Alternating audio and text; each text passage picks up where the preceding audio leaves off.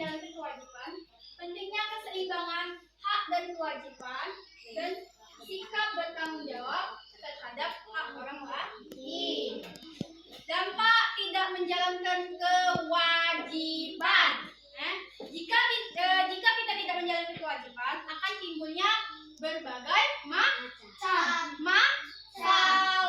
baik untuk diri sendiri maupun orang lain. Orang lain itu namanya dampak tidak menjalankan kewajiban. Contohnya, contoh dampaknya kalau di rumah berantakan, misalnya rumah berantakan karena kita tidak apa? Tidak bantu bersih. Itu namanya kalau di rumah. Dampaknya contohnya kalau di sekolah. Contohnya nilai kita jelek. Kenapa? Tidak bertanggung jawab. Dikit lagi, apa lagi? Kalau nilai kita jelek. Contohnya bertanggung jawab. Karena tidak belajar.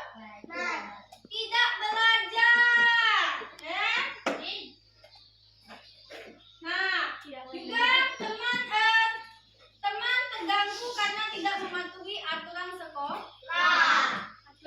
Kalau di masyarakat, lingkungan kotor karena tidak menjaga kebersihan. Terjadinya keributan karena tidak ada aturan. Itu kalau di masyarakat. Contoh apa? Contoh dampak tidak menjalankan kewajiban. Jadi kesimpulannya, tidak menjalankan kewajiban akan mengapa? Mengganggu ketertiban, merugikan diri sendiri atau orang lain. Jadi penting ya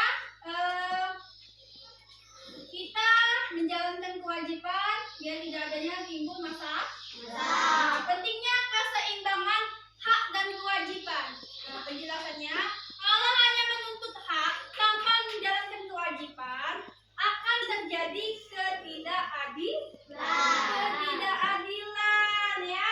Kalau hanya melaksanakan kewajiban tanpa mendapat hak, kita bisa merasa dirugikan.